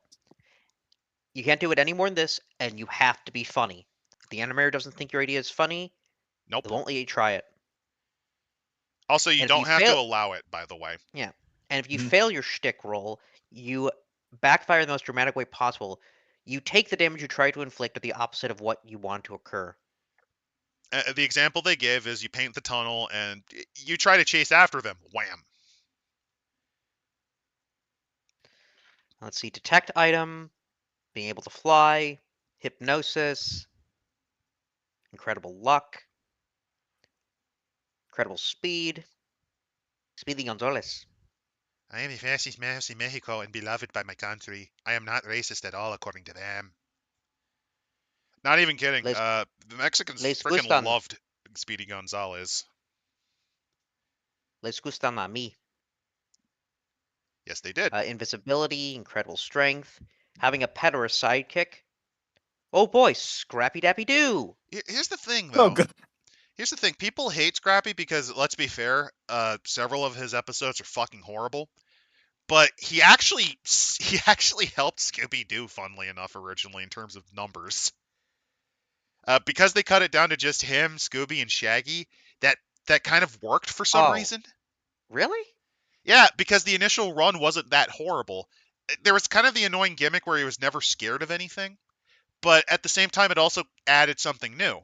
Because remember, even in the classic Scooby-Doo, like Velma may have disbelieved it, but she still ran from the dudes in the masks. Meanwhile, Scrappy's like, "Oh, come on, put it right here. I'll punch you in the schnoz, you mother." And then Scooby has to like drag him away. You know what? I think it might be better if Scrappy dropped an F-bomb at one point. But yeah, the big reason is the shtick got old. He's fine on limited episodes, and they never changed the shtick. Because here's the thing. There are occasional episodes where the characters will change up their shtick a bit. like Shaggy sometimes has thrown down. Remember, he actually had the balls to punch out the Joker once. Oh, yeah, you're right. What? Yes, Remember, he can go ultra instinct. he once actually defeated the Joker in fisticuffs in an episode of the Scooby-Doo movies. He teamed up with Batman and Robin to beat up the Joker, who was literally hired by an evil grandma, if I remember right. And vice versa. Velma may be the one most. She may be the one that's like, this is definitely something. This is not spooky. This is just something that someone's doing. But there are episodes where she goes, "Oh, I have there's a perfectly valid explanation for this." Yeah, what? This place is haunted. Let's see. So besides these shticks, you can have a one-shot stick, such as an elephant falls off a skyscraper but flaps its big ears and guides gently to the ground, but never flies for the rest of the cartoon. You may have seen a dragonfly. You may have seen a horsefly, but have you seen an elephant fly? So you have these one-shot sticks you can buy by spending 1 plot point, skill level 5. You can keep trying it until they make a successful roll. Then you have personalized sticks. Which is usable on others, yeah. Like the witch who can turn people into a frog, or in this case, the witch being horrified that the person that she's trying to eat is just using it as a bathtub. You're supposed to have been turned into my soup. Yeah, well, I'll tell you this, best bubble bath I ever had, dame. You think I get this stuff out here in the woods? There ain't no YMCA. Let's see. Fine tuning. This is the GM guide. One bad Say for pun later. a short subject, allow 20 minutes per player. A feature film runs 30 minutes or more per player. Quick flick, 15 or less. Now, here's the thing. They're telling you to run on the time clock. That's just what you're supposed to kind of shoot for if you're trying to aim for a certain thing. Well, you got to think it is a cartoon. You got to have 20. It's got to be 20 minutes to allow for commercials. Oh god, you know what they should do? They should also role play their commercials as a shit post. Oh, you're right. Yeah. Listen, if you do like the the Jim Henson, Henson, the Jim Henson. No, I'm thinking of the Jim Henson commercials. Like what was it? The Winston's, not Winston's. What? I think it was a chocolate bar that the guy's like, oh, I don't want it, and he gets fucking is tortured. What you mean? No, wasn't that a coffee brand? It was a coffee. It was a coffee. This was like what? This is yeah, it was. I don't drink coffee brand coffee. He goes, well, do you drink coffee brand coffee? No, I don't drink it. It electrocutes him. You probably should. It gives you energy. Would you want to have a cup of coffee brand coffee? Don't drink it stuff. I drink generic. He falls down a cliff. Well, it might not have seen that. You might have seen that coming if you were more awake.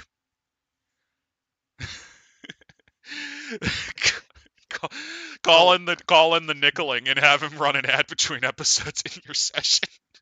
You know, honestly, if you pay him a nickel, he might actually do it. If one nickel today, and Chair Bear will totally fucking do an episode for you. I will give this book major props for going through with its vocabulary. Yeah. In like game terms and shit. Oh yeah, it helps. So I like here in the getting around where they talk about Toon geography being weird. There's primarily 4 locations: any town, outside of town, the city, and outer space. Did you jump ahead a little bit? No, I'm on the same page as you are. Sorry, I'm never on the same page. I'm gonna be 49. honest. Should be page 49. I'm on the same page. Don't worry about that. I'm never on the same page. I can't read. There we go. So if you want to, be in the sort of small town charm, If you want to be more of a construction crew, subway system, high-rise apartments, the city. Come to any town where any sort of town or any sort of city is yours to make. We got sky rises to do high stakes chases. Construction's always going on, and we could always definitely use workers. You see a building collapse in the background. Yeah. And on top of that, there's suburbia where the big and small can find accommodations. Come to any town, a place for But tunes by tunes. Then there's outside of town, which is suburban developments, farms, rolling countrysides, but also the Sherwood Forest, Darkest Africa, Lightest Africa, and What Transylvania. did they mean by this? What did you mean by lightest Africa? Because remember, this is written during the apartheid period. Oh no! Rhodesia, the animated series. Rhodesia, the animated series. We're all Rhodesians and we'll fight through thick and thin. Shows them massacring a bunch of black people. Inexplicably, the IDF soldier that's an observer for the Bush War. Because remember, they had a weird relationship on nuclear studies.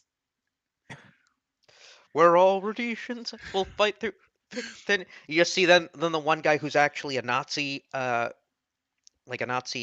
observer, shaking hands with the Israeli observer. Well, I mean, you also got to make sure that they're like cartoons, otherwise it'll get censored. So there's like one of them's a chicken and the other one's like the other one's like a duck.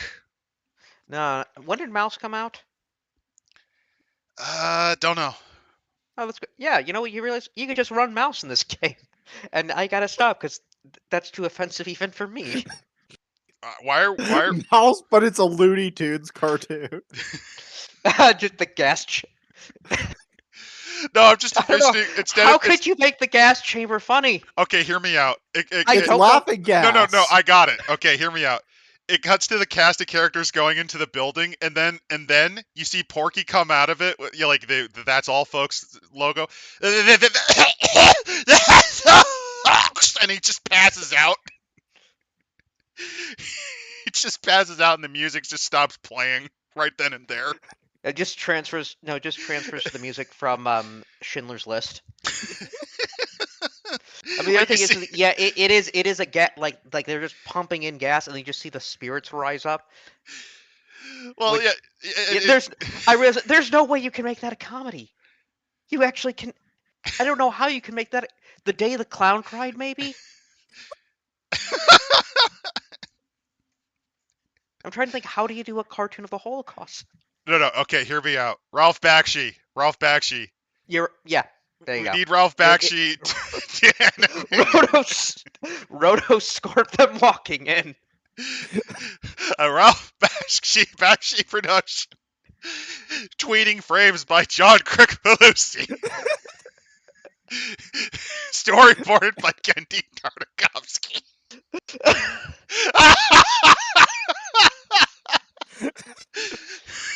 Script writing by Dan Harmon. We're going down. Woo! That sounds like a gag from Johnny Test. Which one, ours or the lowbrow farting gas chamber? Because that's also one way you could do it. Yeah. Oh, you were saying it was a fart. Oh, okay, that makes sense. No, I was thinking it's laughing gas. Yeah, it's just one big joke. I'm just now envisioning the Joker from Batman Animated just going through his brown period, and he's just dressed in fucking SA uniform, using smile. I'm an American Nazi. Red Skull, I'm not one of you guys. I'm a Proud Boy. I'm a griper. No, I'm just envisioning the Joker dressed Riddle me. Wait, riddle me this, Batman. What is gay but not happy?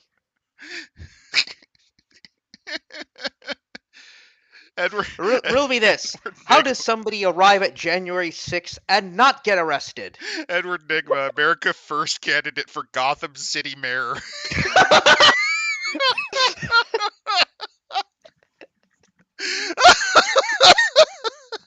Well, no, he couldn't be America First. He's too white. God, now I'm just imagining the Riddler as like a Holocaust denier. No, Riddle that's me Riddle this, me this, Batman. Batman. How did they Why kill did 6 million Jews in this amount of time? okay. Hear me out. I can envision a remade version of the Riddler. Like you have the crazy InfoWar style background with question marks, and he looks like he has not slept for 3 days. Full Pepe Sylvia, bug-eyed. He's wearing his green suit. He also just make him slightly overweight to make him look a little more like Alex Jones. Just make him Alex Jones Yeah. as he Batman was on the island? no, The- he figures out Batman is first, so he starts Because Bruce- accusing Wayne. Because Bruce was on the island. And we all know that Batman and Wayne Corps are all the same. They're connected. Riddle me this: why is the Batmobile a modified version of a police cruiser that Wayne Tech gave to the Gotham PD? And why does he keep having so many different versions of Robin, but calling them Robin? Now bring on our guest caller, and it's the fucking question. It's the fucking question. Oh shit! I think I might have accidentally cooked something fantastic for an absolute cartoon. The question's actually the long-running libertarian podcaster that's been doing this since the 90s and never went far right. He calls Edward a grifter. He calls him a grifter. By the way, everyone should know. Cut the feed. Everyone should know I have power now. Everyone should know that your supplements are just protein powder. I found it. I found it because you used the same ones as insert other one while I was looking into what the 30-second flavor of Ben and Jerry's was. And I've hacked into your applications, and I found on your grinder meeting with Pillar Cock. One wonders what that must mean. Your so-called Christian purity crusade. Culminates in the Riddler threatening to bomb Vic Savage's house.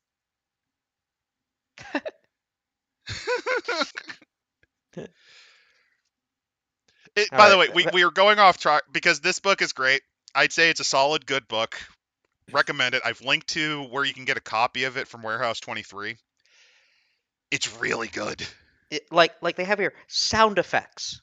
Onomatopoeias. So if you want to play Blank Man, you could totally do that.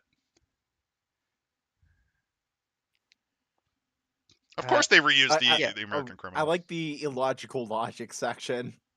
Oh yeah, we gotta. Yeah, the response coming instantly from a letter. Independent shadows, instant fine print.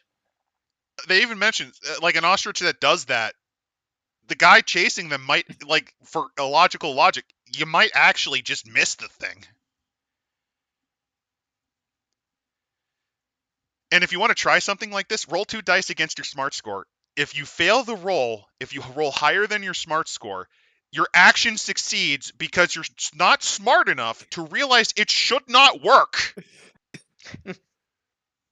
For example, gravity only affects characters who realize it ought to. If you run off a cliff on one side of a chasm, you can run clear across the other side, unless you realize that there's nothing but air underfoot. Fantastic. Sometimes being dumb is a good thing, especially in Toon. So if you wanted to make your smarts your dump stat just to do that, you totally could. Let's see. You then have boggling. A character can use no skills or shticks, but must stand stock still, staring off in the distance, wearing a foolish expression, or do the take. Say the line. Mouth dropped, eyes bulging out. Do this only while it's funny, by the way. Getting hit with a cream pie will not produce a take. Getting probably hit and then eating a very hot pepper.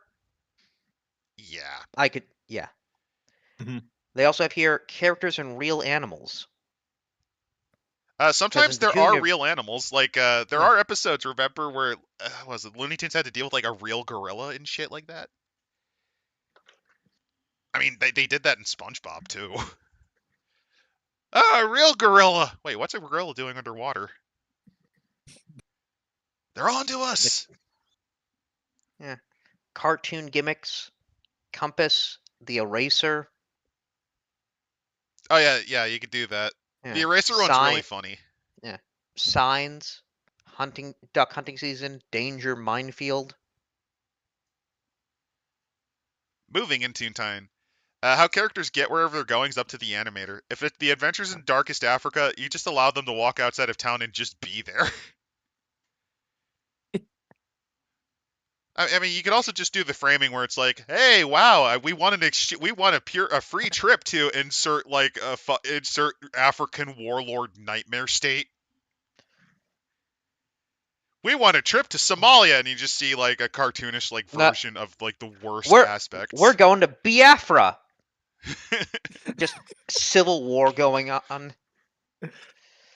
I took a wrong trip at Liberia. I Let's don't go know. to South. You Let's didn't go. mean was so cartoonishly African warlordy that he Was could. wait? Wasn't he? What was it? Lord of the Beasts and all this and all the animals Yes, of He's the also sea. he was also the last king of Scotland. conquer the vanquisher of the British in Africa and the in the no, it was the vanquisher of the British in Africa in general and Uganda in particular. That's another What title. animal would be best for him then? Like a Maybe very like a hippo. No, you could go that way. I'm envisioning like a slightly sickly lion. yeah. Like he could have been noble, but there's something wrong in his expression, his eyes. Like his eyes are a little off, little Sampaku, a little serial killer looking, and also just I a mean, little too thin. I'm going with hippo because he was a big motherfucker, True. Okay, and yeah, that's another good one. he did kind of consciously play up his goofiness. Did he Well, eat people? that was a rumor. I don't think he That's a actually rumor. did. I think that's a different African warlord. Yeah. He did. He did joke about it. That I mean that. oh no, human meat is too salty. What was the great? I'll give you freedom of speech, but I can't guarantee you freedom after speech. Yeah. It's such a villainous line. I'm now. Oh God! Imagine like a modern version of that, where a guy gets accused of cannibalism and go. Let's say it's in like West Africa in an area that is mostly Muslim, and he just says, "No, can't. Tastes too much like long pork. It's haram. Tastes too much like pork. It's haram."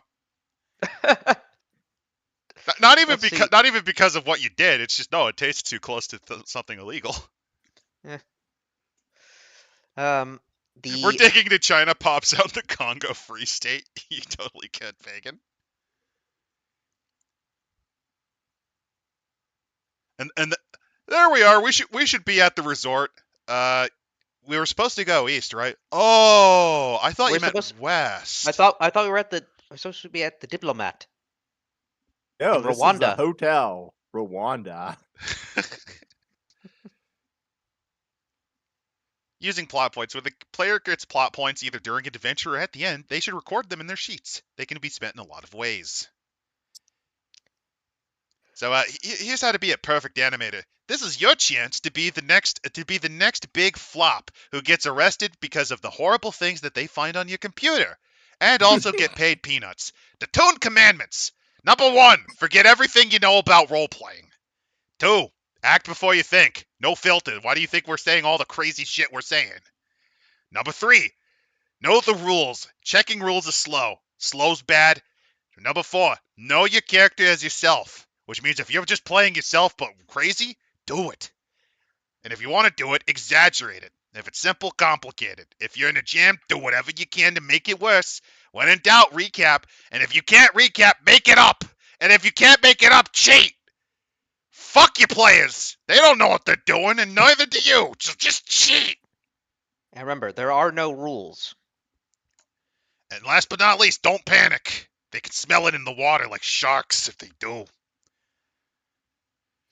Let's see. A recap, which is take a moment to recap what characters are doing. Might give you a chance to think of something funny, and then cheating. Ignore any rule or die rule which will prevent something funny from happening. Ignore logic and the laws of nature. Funny is all that matters. Yeah, that basically when they mean cheat, if your players just ignore an entire section of your story, who gives a shit? Just throw it out. You don't need it. I actually think about it. someone should make a Toon campaign, which is the Tomb of Horrors, but there's ways to just skip the entire thing. Or the Tomb of Horrors, but all the lethal traps just cause amusing injuries. I'm just. How do you do the Sphere of Annihilation then? Well, what does the Sphere of Annihilation do? Makes you stop existing completely. Uh, That what you it, go into the void, the white yeah, void, and you got to find your way whatever out. limb you stick in gets cut off, but it's just treated as a joke. No, I got it. If you get totally erased by it, I have an idea. They disappear, and then what happens is you just see an awkward pencil go down from the top and just redraw the character, and they're screaming. They just keep screaming for like 3 minutes before they come. Okay, I'm fine. I'm fine. Let's do it again. Like you play it up like the Fly of Despair from SpongeBob. The first way to Oh, by the way, they also expect you to be a decent player. So here's how you don't suck at your job. Because remember, you're also part of the group. It ain't just on the storyteller or GM's thing. If you suck, you drag it down, buddy. We'll kick you. So yeah, as a player, you're gonna need to improvise too. Because let's be honest, you're not gonna get everything that you want. And if you're gonna be funny, you gotta have some stuff on hand.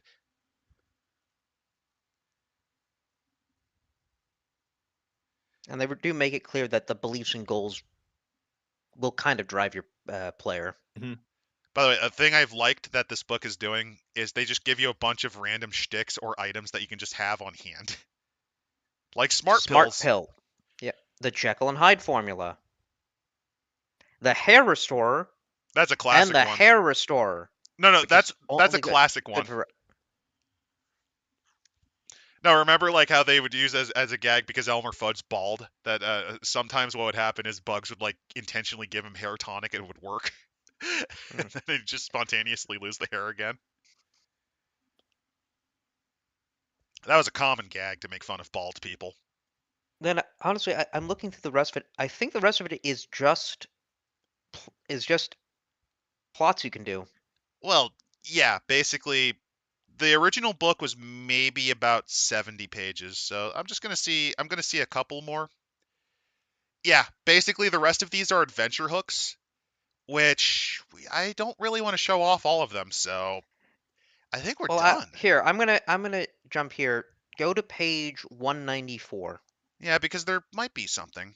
Because that will give us the character actors. Yeah, let's go into that. You've got obviously. Oh no, Max they also have an entire section on the city, by the way. Places to go. Yeah, they have a section on places to go. Like the robot factory, which by the way, the robot factory can transform into a giant robot and rampage around the city. Oh no, it's Metroplex. Metroplex is pissed. The bakery, which you can cause a lot of havoc. Also, Mac is going to do horrible things to that statue of the bride. Mac, don't you do it! Don't you do it! Don't you rat fuck the husband! The costume shop, zoos, which zoos are always fun. The hardware store, and special day only, you can get a nuclear warhead or a barrel of black powder. Hold on, what was the dentist that we passed by? What kind of dentist was that? Don't know. I didn't see a dentist. A disappearing dentist. Oh, yeah. It's the one that kind of goes invisible. Also, if you are wondering, yes, Warren Spector did work on this. This was an all-star cast of people that were in projects that were good, such as GURPS, Deus Ex, and a bunch of other things. Paranoia. Paranoia was another one that they worked on. Yeah. Yeah, he also wrote early Paranoia game supplements. Send in the clones. This explains a lot about the immersive sim. He knew exactly what players would do. Also, I love the gag names on the cemetery. Rip, Pet Rock, rest in peace, Dewey, Cheatham, and Howe.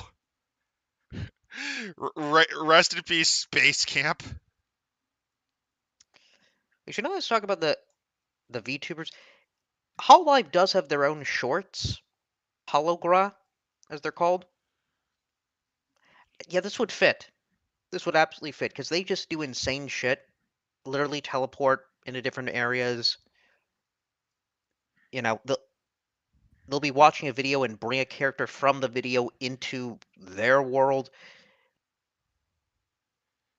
They have the carnival barker. They have the traditional scammy carnival barker. The guy.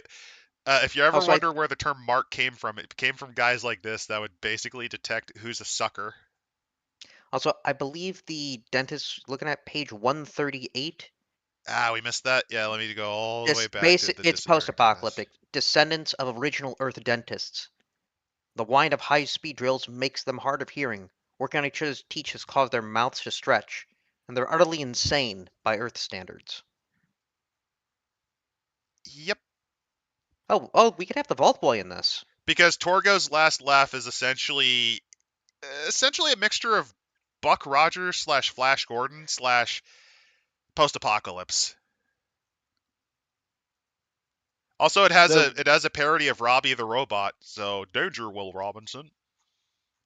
Torgo. Wait, was this released after Mystery Science Theater 3000? It was not. Before. But they might have seen Manos the Hands of Fate. Is it Manos or Manos? Manos. The Hands of Fate have indicated that I shall be in this RPG.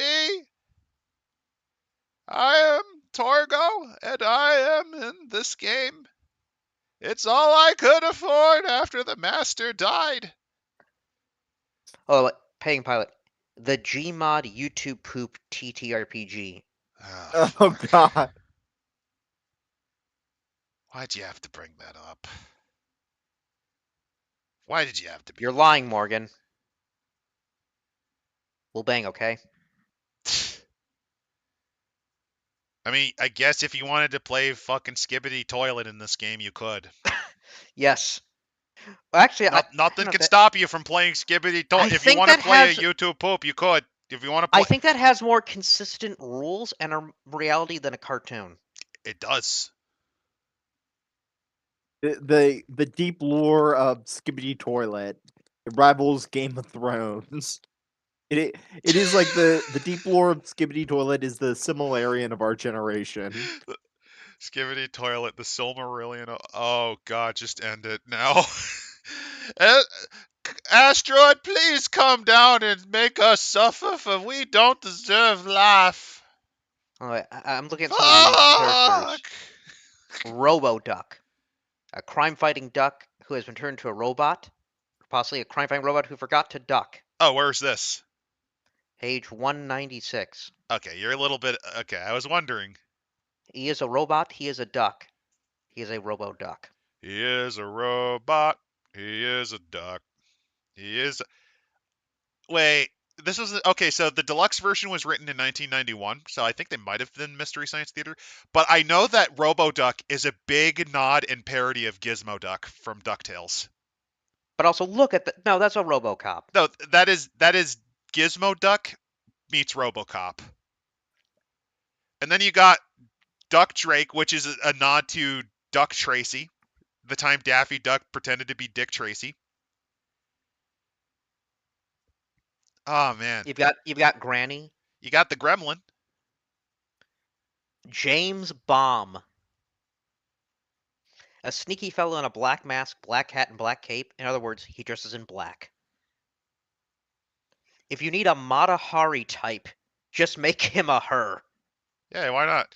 I also like Knuckles McGurk. I always love when they do the little short guys with the big personality and the hat. I always love it.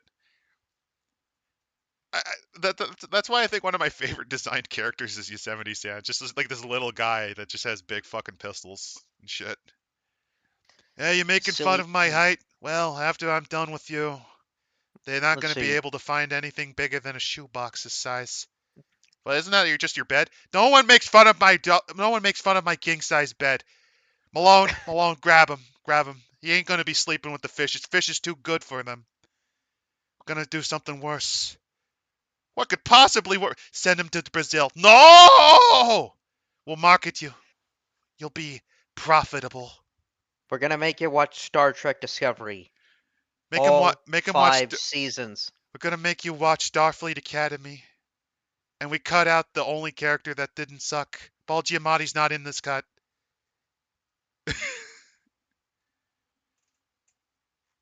And you got Big Eddie. You got Igor, which is the nod from that. Yeah, there's a bunch of stuff. Yeah. You've also got The silly table. Yep. Boggle effects. Turn purple. Turn white. Turn tartan plaid, which that does sometimes. Going to plaid is something that Spaceballs is not the first one to have done turning plaid. That is basically where you go beyond color. Like if you get a certain level of angry, horrified, disgusted, or sick, you turn plaid. Let's see. Split into 50 miniature versions of yourself which run around wildly. Oh yeah, that's a classic. It's like someone gets either hit or scared, and they just like try to run away. They don't know how, and they just. No, Oh, this is great. like for C6, all of the above. Which includes 64 and 65. Pick any of the one. Pick any of the two. All of the And then above. things. Which is yeah, like falling from the that's a sky. Megas XLR joke. Missiles, more missiles, all the missiles. Where you could press all three of them and get all the results. Let's see. Things falling from the sky. Coconut. Coconut with milk inside. Coconut with bomb Battleship. inside. An Indian elephant or An an entire African elephant. battleship. The USS. Or no, it would have been the. What would have been? Do you want the BSS USS Montana? Bismarck? Do you want the USS Montana to slam down at orbital velocity upon your head? Let's see. Random item animal table. A gun Malone, that send him shoots to Darkest Africa. That's what's problematic now. That's problematic now? Send him to the deepest pits of Brazil. Send him to Agartha. Get Malone, get the liberal mind prison. Get the liberal crystal prison. Put him in the crystal.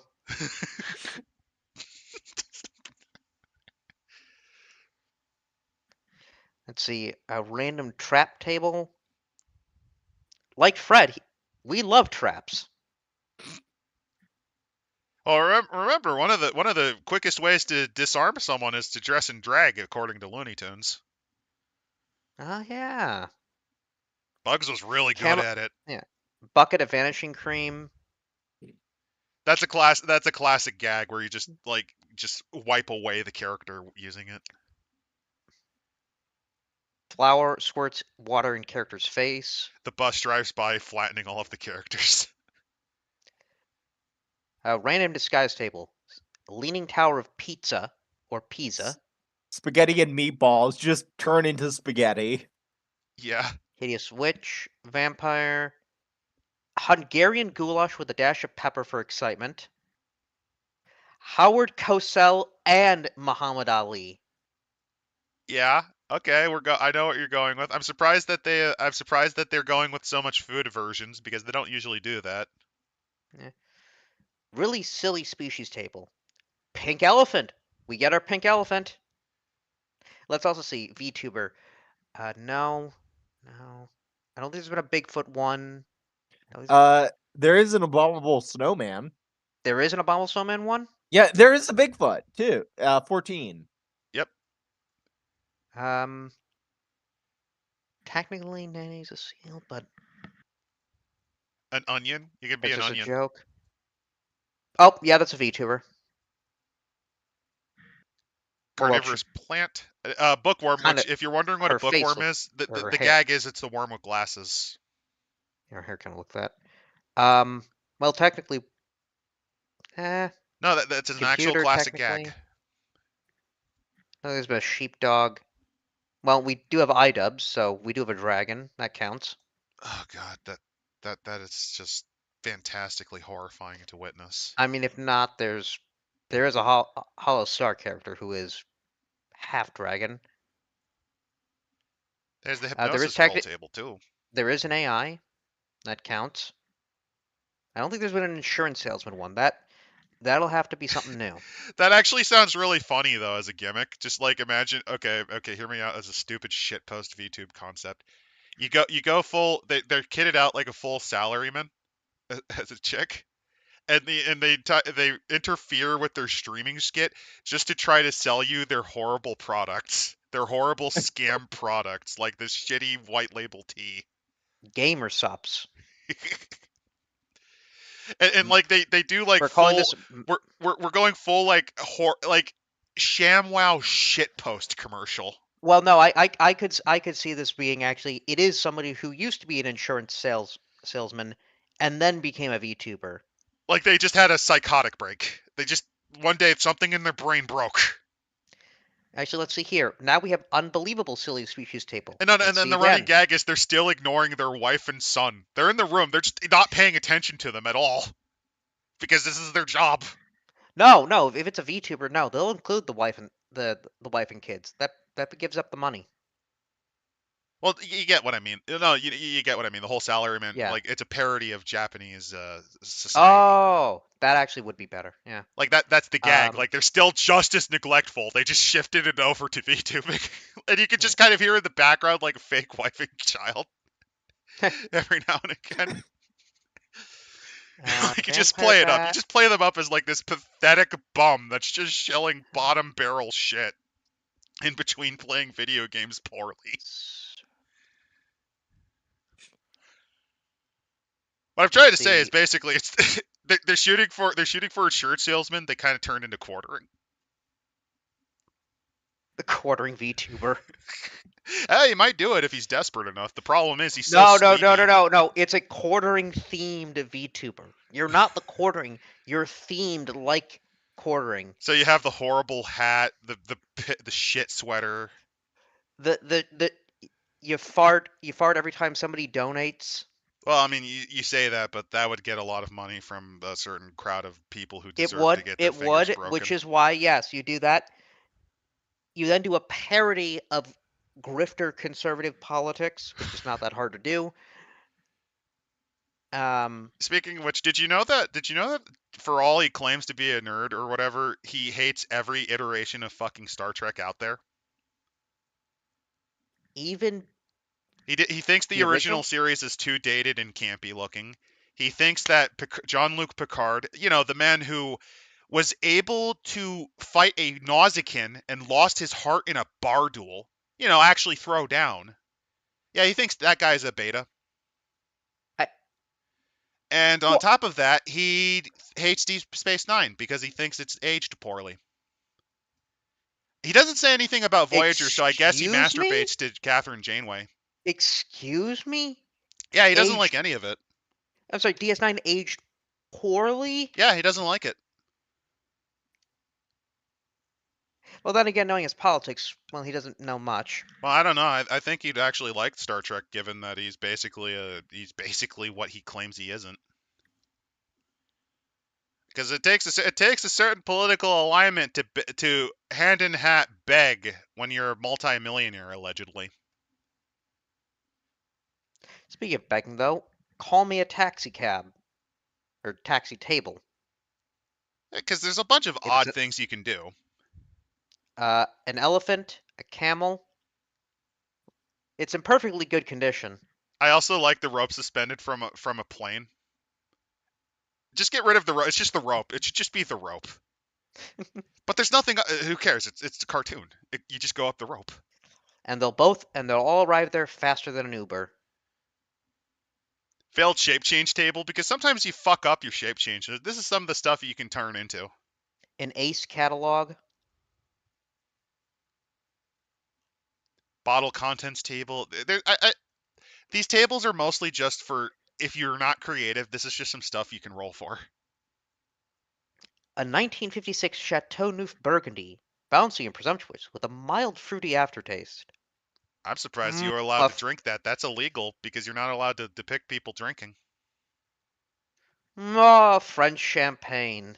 Oh God, I'm just well, it's basically the critics' version of Orson Welles. Oh, the wine, champagne. I gotta voice this stupid fucking Mrs. Pell's fish sticks. They're even better when you're dead. They're Cybertronians. They're they're even even better better when you're than a they're planet. raw. They're even better when it's raw. Well, no, because you got to remember his last role was in an animated show as the planet-destroying monster Unicron. The best part is he fucking hate. I think he was He making fucking fun of it in between takes on his goddamn dialysis machine. he hated it, but to I the gotta kids play a watching it, stupid robot. he blows up he devours a planet at the beginning. He insults Megatron. There's like, Also, don't no one forget dares to forcibly. speak to me. Don't Then forget it torture him pleases me into to be the first. insanity by converting him into Galvatron. Yes, and then he eats Cybertron, and then unbeknownst to him, technically in the lore, he's like Primus, which is Cybertron's like brother. They're both like it's basically like Zoroastrianism. One's light, one's dark. Essentially, Primus's dark half. He's basically the Transformers equivalent of Demon King Piccolo if he had actually stayed the badass that he was. But come on, you end your career as a giant fat planet eater. So he became what he was in real life. The only Yeah. difference was he wasn't Exactly. I was on about life to say support. that. Exactly.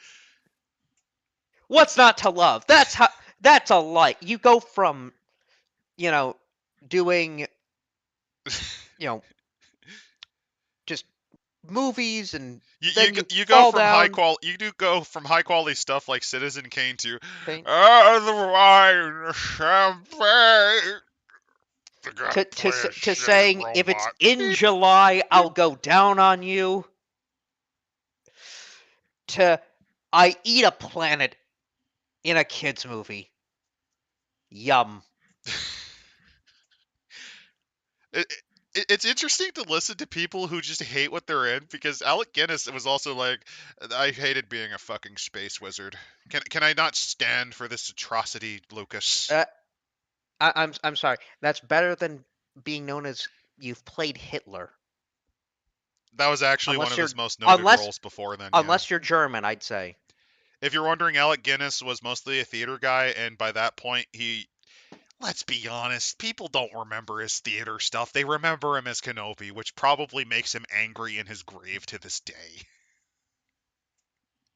And then you got Christopher Lee being like, I was a Dark Lord, a vampire, a Sith Lord, No, he a loved every role he dentist. was in. Well, not loved, Yeah. but he at least enjoyed the craft, even if he hated the role. And I even ended up playing in a metal band. He was so happy when And I murdered Nazis. he was so disappointed when he was not given he wanted Gandalf so badly and he lost to Ian McKellen. But the thing was, he very quickly grew to like playing Saruman, mainly because he got to bounce off of McKellen as Gandalf. He wanted to play Gandalf, but he was like, "Oh, I have to play.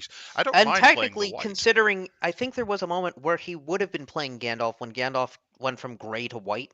He did. So he did. He played Gandalf briefly. But yeah, that is Toon, the deluxe version, which is basically a glorified extra pack. And oh hey, the Toon stuff rubbed off, and it's not just because well, the other reasons like laziness on my part. No. It's that the magical ink that you got us lost into wore off. Totally. It's not because I didn't remember to also include Randall. We should show the other one you made. I'm going to show that in the Discord, which is linked below. Yeah. It's very fun. You've got the one guy in the back, help. We've got it actually does kind of match the books we have in the background, although one is Morlock ? Morlock ? Yep. We do have Tech there. Actually, a wonderful cartoon version of a Tech Priest. Oh yeah. Like I said, something I learned very belatedly, very chuggingly, is that you could do some interesting things even with the cheap AI. So, for a little bit of fun, I gave it a whirl. By the way, it was actually a little bit of a fight because of the whole choice of including things like Stolichnaya and sake into that. Apparently, they don't really like to depict alcohol. I wonder why. But so the Steve Jackson games, though, they do have a project. You can late pledge to the Toon, the cartoon role-playing game second edition. It will ship out December 2026. So if you enjoyed this book, either buy that one or go Think for the new about it. design. I would say think It about has getting more. it. I mean, it does have more silly tables. Think about getting it, but if you're a bit leery because you're A, not a big fan of what Steve Jackson Games has become, or B, you just want to get this book, I have linked into the description of this stream where you can get a copy of it from Warehouse 23. It's a real quick blast. It's really quick to learn. And again, you only need 2d6. Even if you're trapped on Japan, you can totally play this game. Because remember, Japanese players tend to only use d6s because that's all they can usually get their hands on. Oh, I thought you were trying to make like a manga joke. You could. After all, you could. You could, if you wanted to, you could play it as a gag manga. If you want to play Doctor Slump as an RPG, you could totally use Toon. I'm not kidding. You totally like if you do gag if you're a fan of gag manga or gag anime, this also works for that. So yeah, it's genuinely good. I think next week are we covering Mordheim Pony? We should. Up next is So, Mordheim Pony, since that was the well, runner-up. to be more specific, it is another My Little Pony RPG made by none other than the guy responsible for Mordheim.